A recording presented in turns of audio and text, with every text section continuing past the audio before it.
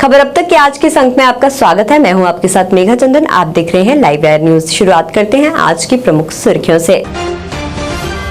LG Manoj Sinha ने देवकी देवी आर्या पुत्री पाठशाला श्रीनगर के वार्षिक दिवस समारोह में लिया भाग।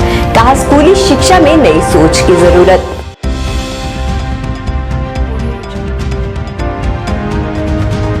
तलवाड़ा कॉलोनी में आए मिट्टी, मलबे और पत्थरों ने कई लोगों को किया बेघर। लोगों को पहुंचाया गया दूसरे स्थानों पर।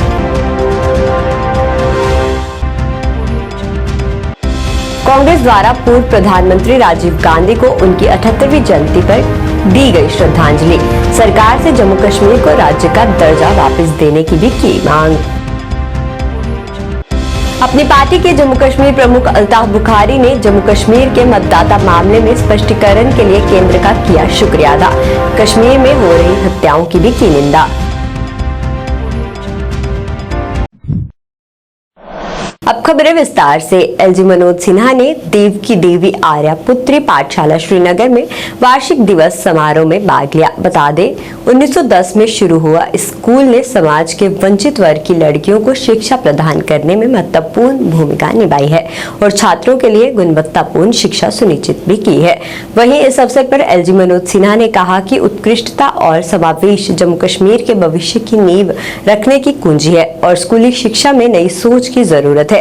इसलिए छात्रों के वैज्ञानिक स्वभाव और विकसित किया जाना चाहिए और जिज्ञासा और रचनात्मक पैदा करने के लिए ऐसे जो है वो एक से एक सलाह को प्रोत्साहित किया जाना चाहिए।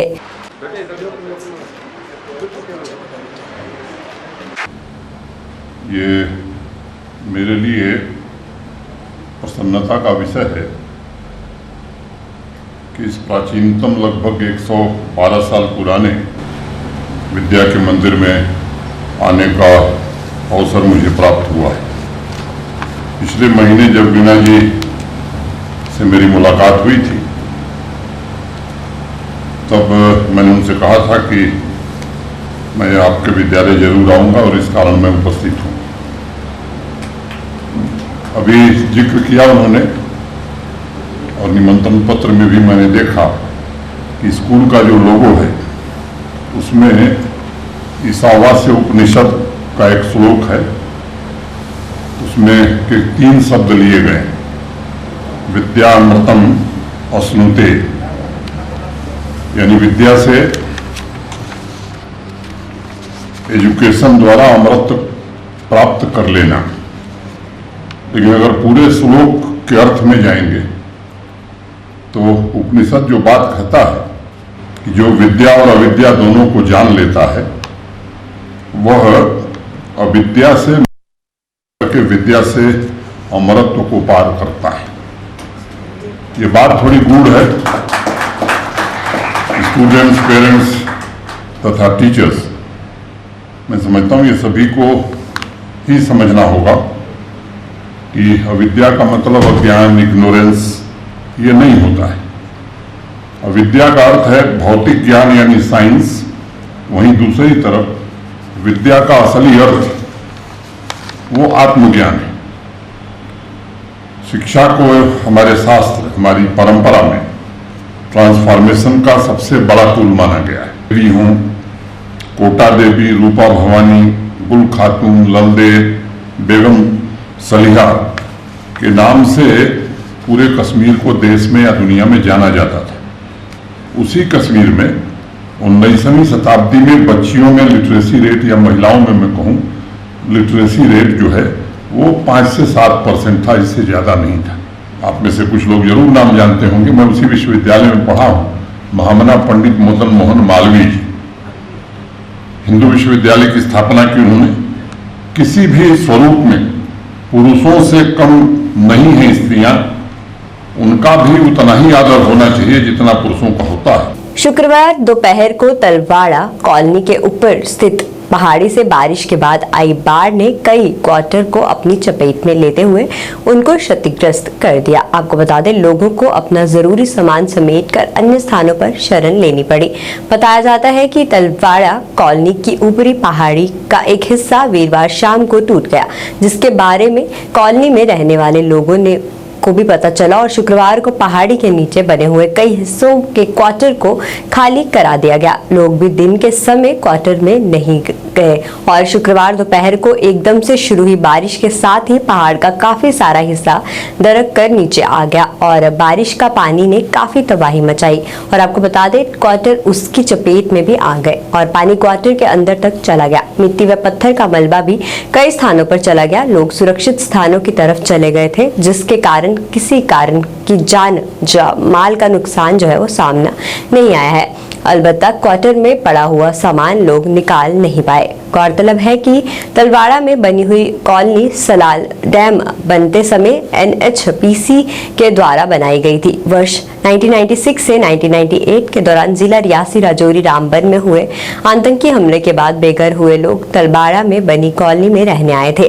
तब से लगभग 1000 परिवार यहां पर रह रहे थे और बारिश से आए मलबे ने उनको दोबारा से बेघर कर दिया है। शुक्रवार को हुए हादसे के बाद जिला प्रशासन की एक टीम ने मौके पर जाकर बचाव कार्य चलाया।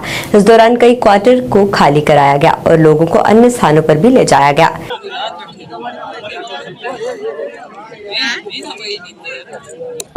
आवाज दो, आवाज दो, माइग्रेट यूनियन जिंदाबाद, माइग्रेट यूनियन जिंदाबाद, माइग्रेट यूनियन जिंदाबाद। हम क्या चाहते हैं? हम क्या चाहते हैं? हम क्या चाहते हैं? आगे, साथ के आगे।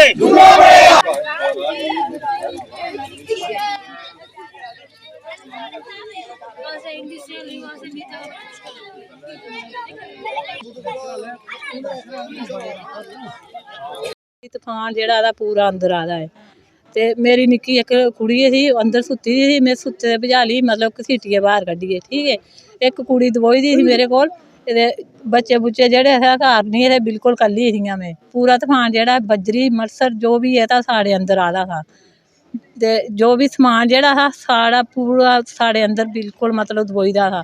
बाकी म्हल्ले मुहल्ले लेने आनिए जेह्ड़ा जेह्ड़ा समान थोड़ा थोड़ा जेह्ड़ा बाहर कड्ढेआ उ'नें, ओह् भी अगले छड्डे छुड्डे पता नहीं कुत्थै टका दा, नहीं पता ही नहीं कि कुत्थै कुत्थै है। इस बेल्लै साढ़े कोई 9 क्वार्टर न जेह्के तां साढ़े बिल्कुल मरोई गेदे न, बिल्कुल के ओह्दे उं'दे अंदर सारा तूफान जेह्ड़ा है पूरे कोई 9 क्वार्टर न, उं'दे सारे दे अंदर जेह्ड़ा एह्दा मलबा जिन्ना भी एह्दा उं'दे अंदर आ दा है।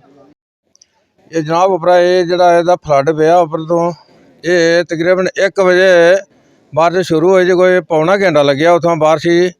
महाराज ये पूरा फ्लड जड़ा ये आइए इतने हमारे जी गौशाला है हमारे ये भी दबे गई। हमारे गौ पीछे साइड तो हमारे ऐसे कंध एक तोड़िए उतों माल मवेशी जड़ा असें कड्ढी लिया दे इतों हमारे जड़ा बाकी दा जड़ा एह्दा समान शमान दा साढ़े जी हमारे देखो कि दरबदारी हमारे किन्नी होई। इतों जी कलोनी साढ़े कोल जी थल्ले जी कलोनी है वो भी देखो कि किन्नी दरबदारी साड़ी हो रही।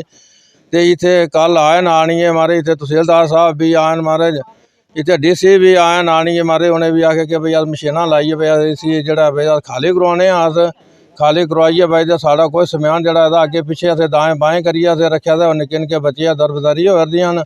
तो ये फ्लड जड़ा हमारे तो जबरदस्त आया जी। अगर इतने ये खाली ना किया गया जेकर तो अजे 400-500 दुनिया जी हमारे तो लपेट के थल्ले आई रही है। सब लोगों ने देख लिया है कि 2 बजे के करीब जो बारिश हुई थी तो उसमें ये जो लैंडस्लाइड हुई है, इस वजह लैंडस्लाइड की वजह से यहाँ पर बहुत बड़ा मलबा आ चुका है। इस मलबे के डर से लोगों ने रात को या कॉलोनी से अपना सामान वगैरह शिफ्ट किया था।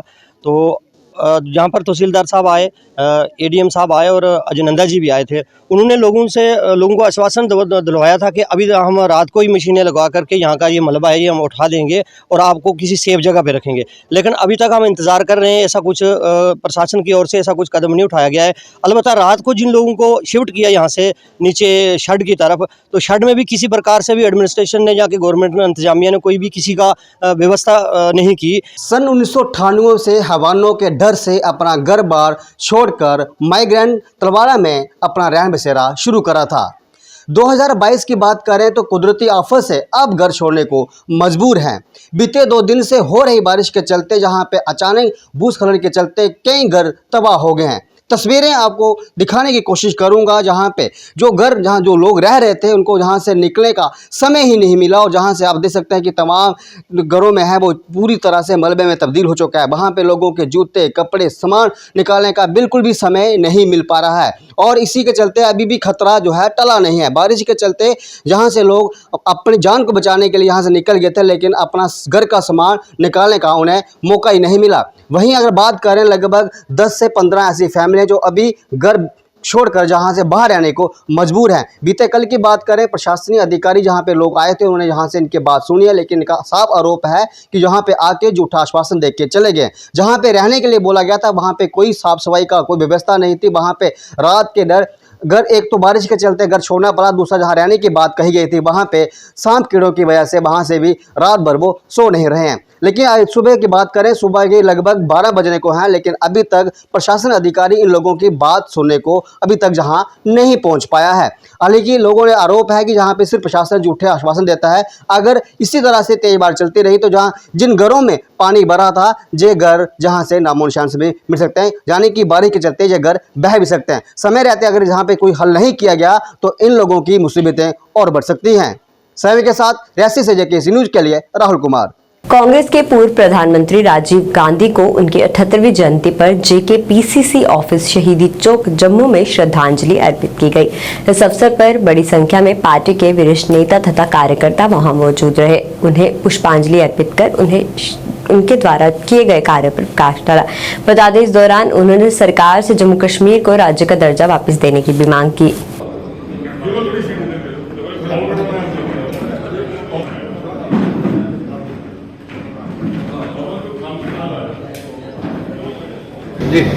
आज हमारे स्वर्गीय प्रधानमंत्री भारत रत्न श्री राजीव जी गांधी जी की 78वीं जन्म दिवस है, और आज कांग्रेस हेडक्वार्टर के अंदर हम आज के दिन, जिसको हम सद्भावना दिवस कहते हैं, सद्भावना दिवस के रूप में मना रहे हैं।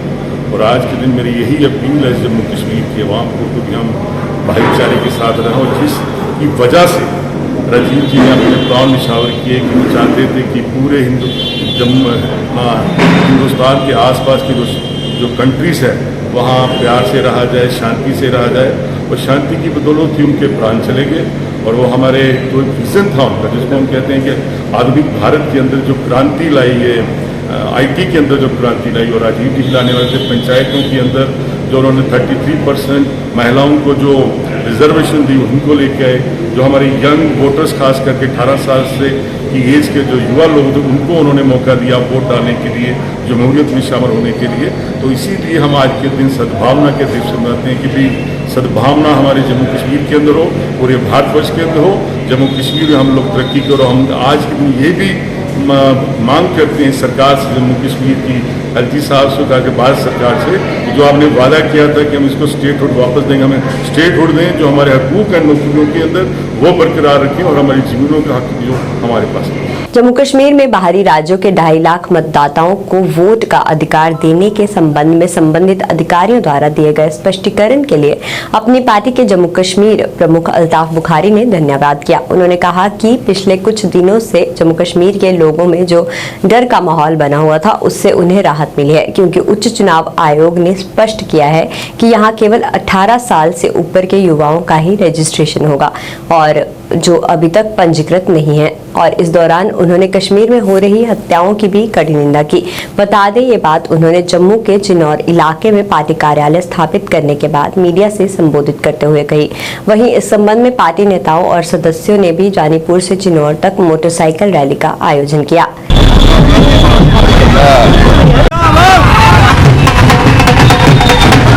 मैं होम मिनिस्टर साहब का शुक्रगुजार हूँ, प्राइम मिनिस्टर का शुक्रगुजार हूँ, जिन्होंने बर वक्त मुदाखलत करके लोगों को क्लैरिफिकेशन दे दी कि साहब ऐसा कुछ नहीं है कि यहाँ कोई आउटसाइडर आके आपको वोट नहीं दे रहा है। ये जो वोट ऐड हो रहे हैं ये सब जो 18 साल से ऊपर आ गए हैं उनके वोट हैं। और उन्होंने ये भी फिर रिकन्फर्म किया कि कोई नौकरियों में कोई बाहर का नहीं आ रहा है, मकान कोई बाहर का, ज़मीन कोई बाहर का नहीं ले रहा है। क्योंकि ये मुझे नहीं पता है कि ऐसे स्टेटमेंट क्यों दिए जाते हैं जिनसे कंफ्यूजन लोगों को किया जाए। लोगों में, जम्मू कश्मीर के लोगों में अभी भी एक डर सा बैठा हुआ कि कहीं ना कहीं इनकी डेमोग्राफी को लेके कोई ऐसी कोशिश तो नहीं की जा रही है। I am thankful to the authorities both at center as well as state. They have clarified और मैं समझता हूँ लोग आज चैन की सांस ले रहे होंगे इस क्लैरिफिकेशन के बाद। और मैं मुबारकबाद ही देता हूँ लोगों को, क्योंकि उनको होशियार रहना चाहिए।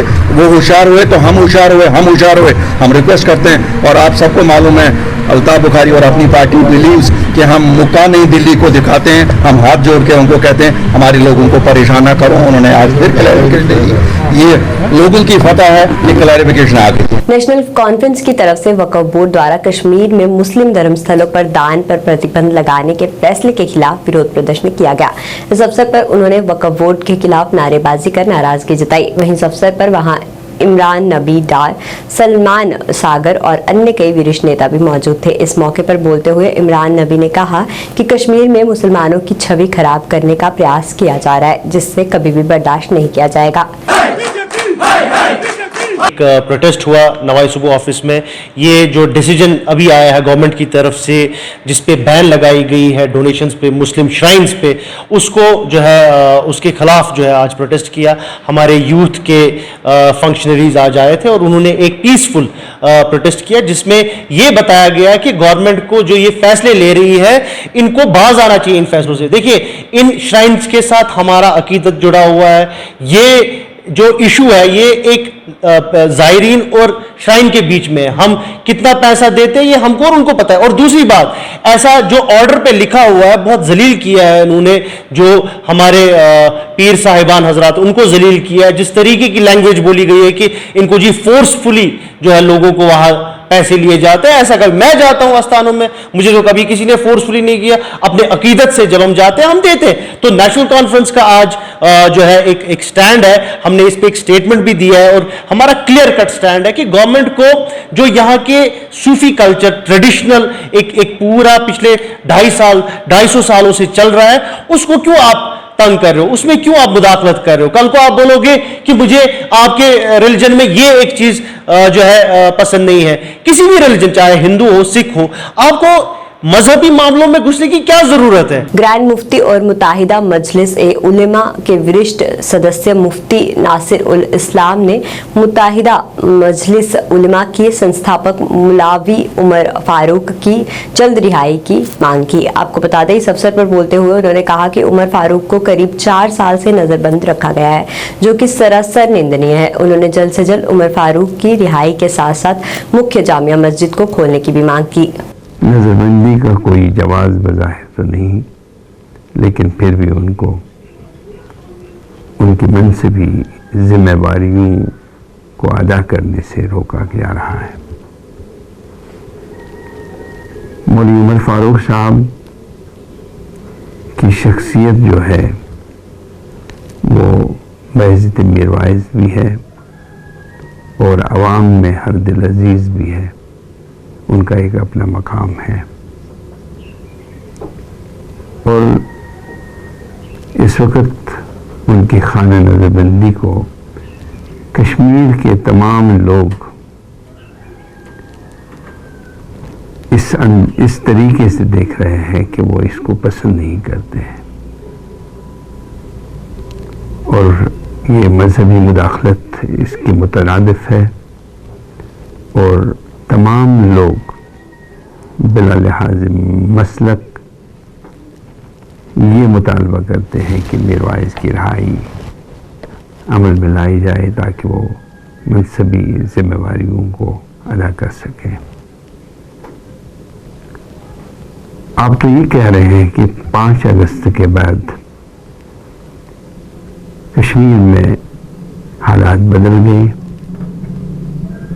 क्या जामिया मस्जिद भी का बंद रहना भी उसी बदलाव का कोई फैसला है, नतीजा है? और हम बार बार ये देख रहे हैं कि जामिया मस्जिद जिसके साथ लोगों की वाबस्तगी है, जुम्मतुल विदा जहाँ लोग लाखों की तादाद में लोग नमाज जुम्मतुल विदा अदा करते थे, ईदैन की नमाजें अदा करते थे, उसको बंद किया गया। जम्मू कश्मीर की मतदाता सूची में गैर स्थानीय मतदाताओं को शामिल करने के विरोध में राजौरी जिले के बुद्धल के निवासियों द्वारा भी विरोध प्रदर्शन किया गया। इस अवसर पर प्रदर्शन में बड़ी संख्या में पीडीपी, नेशनल कॉन्फ्रेंस तथा अन्य पार्टियों के सदस्य भी मौजूद रहे। वहीं इस अवसर पर बोलते हुए जिला उपाध्यक्ष पीडीपी फारूक इनकलाबी ने भाजपा पर निशाना साधते हुए कहा कि जिस तरह जम्मू कश्मीर की मतदाता सूची में गैर स्थानीय मतदाताओं को शामिल करके जम्मू कश्मीर के लोगों के अधिकारों को रोंदा जा रहा है, वे उसे कभी भी बर्दाश्त नहीं करेंगे। बता दें, इस दौरान उन्होंने अन्य नेताओं ने भी इस पर नाराजगी जताई और कहा कि वे इससे कभी भी बर्दाश्त नहीं करेंगे।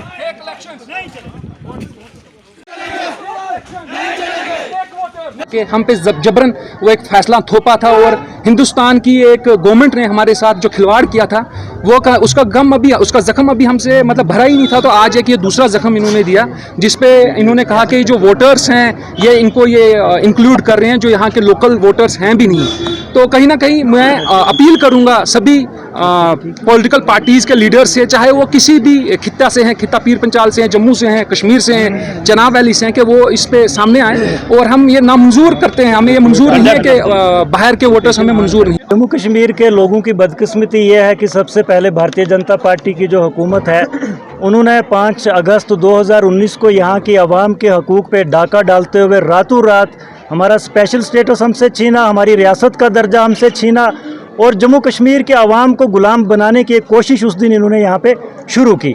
आज दूसरा डाका उन्होंने रातों रात डाला है जिसमें जम्मू कश्मीर की आवाम का जो वोट देने का हक है वो इनसे छीना जा रहा है।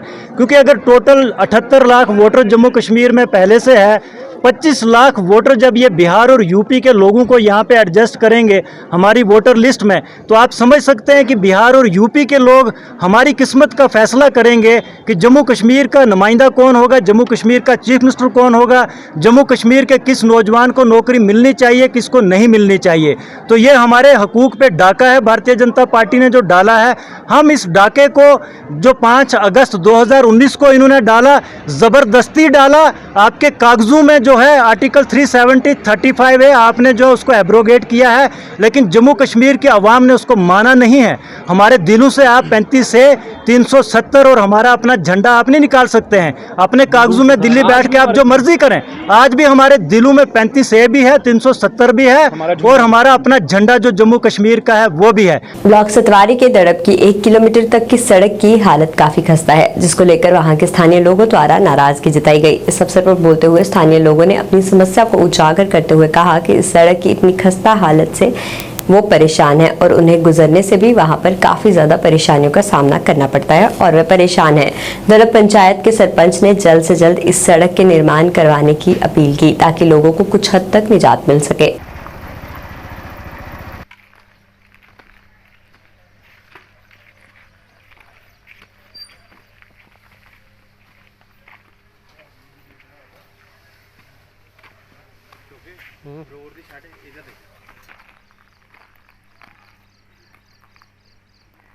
खराब है कि जो पिछला जो टेंडर पास हुआ था, भगवान सिंह ने टेंडर लिया था, लेकिन उसमें कोई लोग को ऐसे हमें बताता रहा कि 31 मार्च से पहले मैं डाल दूंगा, परंतु उसने वो लोग नहीं डाली और पैसा वो गवर्नमेंट के खजाने में ही चलेगा वापस, कोई भी अर्थ नहीं आया। इतनी कंडीशन खराब है जहाँ चलना भी मुश्किल है और लोगों की गाड़ियाँ, साइकिलें, जैसे लोग गाँव के हैं अपने रेडी लेकर पट्टी लेकर जाना है, ट्रैक्टर लेकर जाना है, तो हर जगह दिक्कत ही दिक्कत है। हम गवर्नमेंट से निवेदन करते हैं कि वो इस रोड के ऊपर ध्यान दें और जल्दी से जल्दी एक्शन करके इस रोड को कंप्लीट करें ताकि लोगों की जो समस्या है गाँव वासियों को वो दूर हो सकें। कि टेंडर कराया 54 ਲੱਖ ਦਾ, ਜਿਹੜਾ 54 ਲੱਖ ਦਾ ਟੈਂਡਰ ਠੇਕੇਦਾਰ ਭਗਵਾਨ ਸਿੰਘ ਦਾ ਨਿਕਲਿਆ, ਲੇਕਿਨ ਉਹਨੇ 31 ਮਾਰਚ ਤੱਕ ਕੰਮ ਕਰਨਾ ਇਹਨੇ ਕੰਮ ਨਹੀਂ ਕੀਤਾ। ਇਹ ਠੇਕੇਦਾਰ ਜਿਹੜਾ ਟੈਂਡਰ ਹੈ ਪੈਸਾ ਲੈਪਸ ਹੋ ਗਿਆ। ਲੈਪਸ ਹੋਣ ਦੇ ਬਾਅਦ ਅਸੀਂ ਫਿਰ PWD ਨਾਲ ਕੰਟੈਕਟ ਕੀਤਾ, ਉਹਨਾਂ ਨੇ ਸਾਡਾ 20 ਲੱਖ ਦਾ ਟੈਂਡਰ ਇਹ ਦੁਬਾਰਾ ਲਾਇਆ ਹੈ।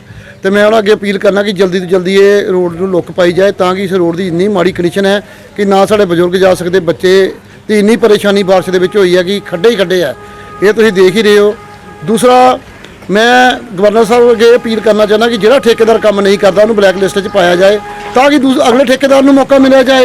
इतने ठेकेदार टेंडर चुक लेंगे ने, ठेकेदार टेंडर चुक के उसके बाद वो काम करते नहीं, काम टेंडर घाटे चुक लेंगे, बाद काम करते नहीं, पैसा जो गवर्नमेंट पब्लिक का लैप्स हो जाता।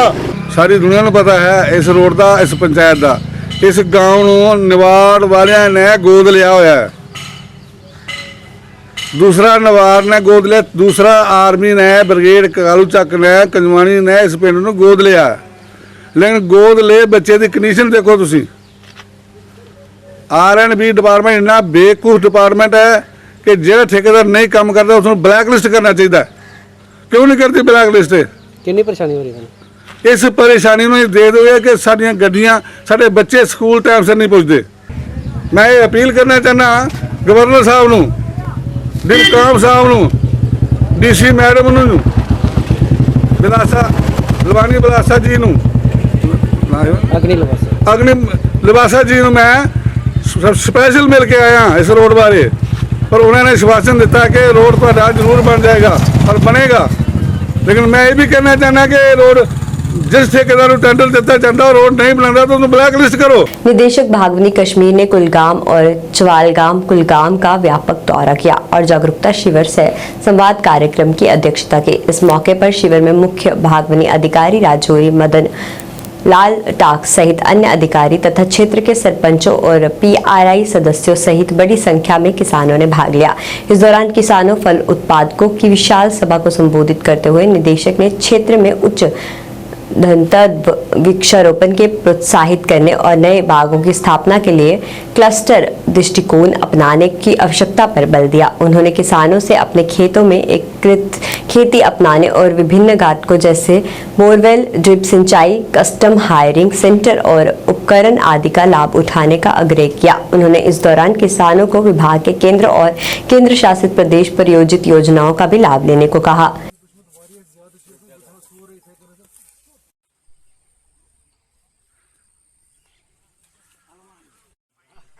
हार्टिकल्चर डिपार्टमेंट यहद मुलाजिम रात दह करान काम यह जन बह डिस्ट्रिक्ट कुलगाम कत मोहम्मद इसाक सरबराह थोमुत बन कन बाकी जन रात दह काम करान पत्म लट दुत मे इनाम दिवान फार्मर मुलाजिमस इनाम क्या ओरे गोस क्या नुन मे दुत मुलाजिमन इनाम मे दोप इनामस लायक क्या रात दह अत सतन। मेरे दौरे का ये है कि लोगों तक पहुंचेंगे, जो हमारे ऑर्चर्डिस्ट है, हमारे ज़मींदार साहिबान जो यहाँ पे है, इन तक पहुंचेंगे। हम इनको ये बताएंगे कि डिपार्टमेंट जो है डिपार्टमेंट ऑफ हार्टिकल्चर, अहमियत तो डिपार्टमेंट ऑफ हार्टिकल्चर का तो पता ही है सब लोगों को कि इसकी अहमियत क्या है, इसकी इम्पोर्टेंस क्या है हमारी इकॉनमी में। ये बताने की दोहराने की ज़रूरत बिल्कुल नहीं है, मगर उनको सिर्फ ये बताना था कि डिपार्टमेंट ऑफ हार्टिकल्चर जो है काफ़ी स्कीम्स है हमारी UT गवर्नमेंट की है, गवर्नमेंट ऑफ इंडिया की है, तो लोग आगे आ जाएंगे, हमारे स्कीम्स का बेनिफिट लें, मॉडर्न साइंटिफिक